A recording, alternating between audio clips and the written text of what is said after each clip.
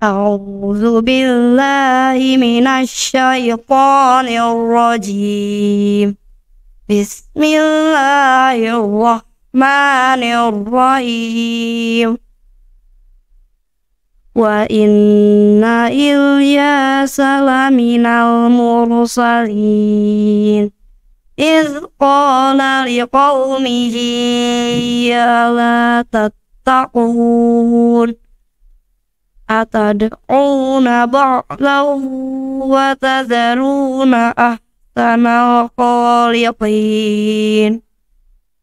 الله ربكم ورب آبائكم الأولين صدق الله العظيم.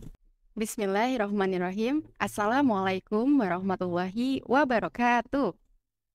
Alhamdulillahirabbil alamin wa bihi nasta'in wa ala umuri dunya waddin wassalatu wassalamu ala asrofil anbiya'i wal mursalin sayyidina wa maulana Muhammadin amma ba'du.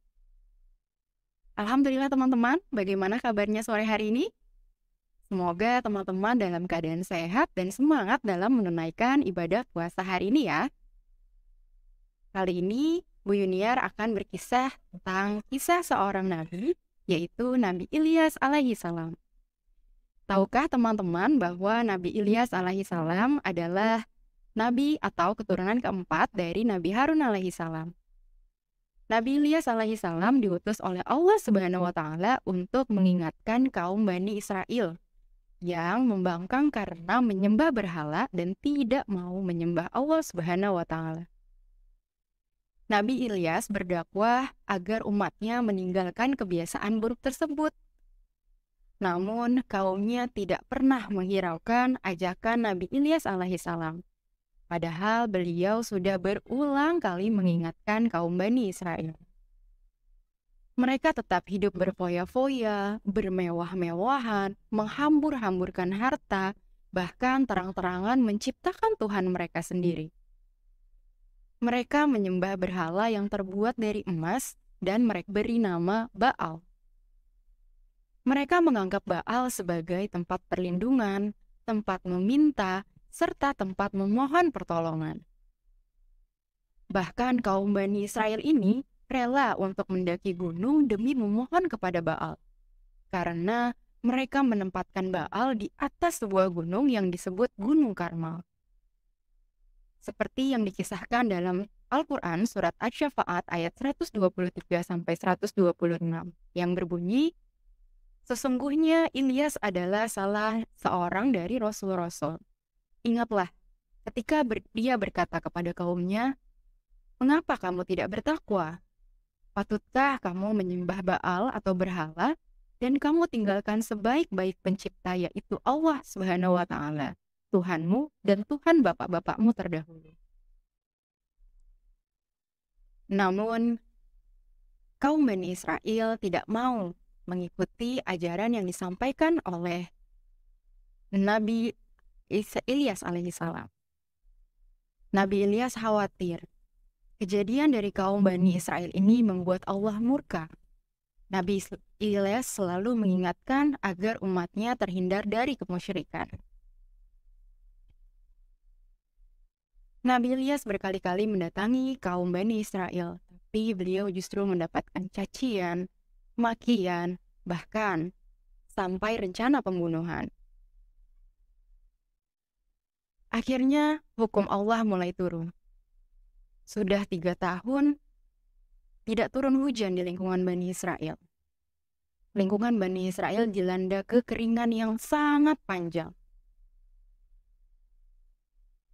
Nabi Ilyas alaihissalam menerima wahyu dari Allah Subhanahu wa Ta'ala untuk disampaikan kepada kaum Bani Israel bahwa Allah akan menurunkan hujan asalkan kaum Bani Israel mau menyembah Allah Subhanahu wa Ta'ala. Tapi ajakan tersebut justru ditolak mentah-mentah oleh kaum Bani Israel. Nabi Ilyas alaihissalam berdoa kepada Allah untuk menghentikan musibah kekeringan yang sedang terjadi. Musibah pun berhenti dari Allah. Dan Allah menurunkan hujan kepada Bani Israel atas permintaan dari Nabi Ilyas alaihissalam. Berhari-hari kaum Bani Israel hidup bahagia mendapatkan anugerah hujan. Perekonomian mereka pun kembali pulih seperti sedia kala. Namun, dengan segala kenikmatan tersebut, justru mereka tidak bersyukur. Mereka kembali durhaka kepada Allah dan kembali melakukan kemaksiatan. Mereka kembali menyembah Baal. Akhirnya, kaum Bani Israel pun ditimpa musibah yang lebih berat, yaitu gempa bumi yang dahsyat. Banyak dari mereka yang bergelimpangan, tidak bernyawa, tidak tertolong. Nabi Ilyas alaihissalam dan orang-orang beriman selamat dari musibah tersebut atas pertolongan Allah Subhanahu wa Ta'ala. Nah, teman-teman, dari kisah tadi, beberapa keistimewaan yang dimiliki oleh Nabi Ilyas alaihissalam yaitu Nabi Ilyas alaihissalam memiliki kesabaran yang sangat tinggi, terutama dalam menghadapi kaum Bani Israel yang selalu saja membangkang. Dengan kesabaran yang kuat, akhirnya Nabi Ilyas dapat menjalankan dakwahnya dengan lancar. Kemudian keistimewaan yang kedua yang dimiliki Nabi Ilyas adalah taat beribadah. Nabi Ilyas adalah sosok yang taat dalam beribadah kepada Allah. Nabi Ilyas selalu mematuhi ajaran yang diperintahkan Allah Subhanahu wa Ta'ala dan selalu menjauhi larangannya. Dalam perjalanan hidupnya, Nabi Ilyas selalu mengutamakan beribadah dan meninggalkan keduniawian. Mukjizat atau keistimewaan dari Nabi Ilyas yang ketiga adalah suka menolong sesama.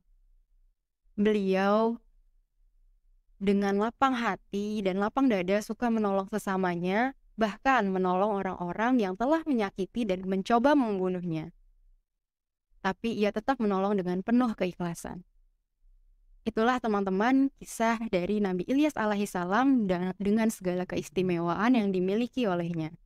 Semoga kita bisa mempelajari kisah Nabi Ilyas ini dan bisa kita terapkan dalam kehidupan kita sehari-hari. Sekian kisah dari Nabi Ilyas yang dapat Bu Yunia sampaikan. Semoga teman-teman tetap bersemangat dalam menjalankan puasa hari ini dan menuntaskannya sampai akhir.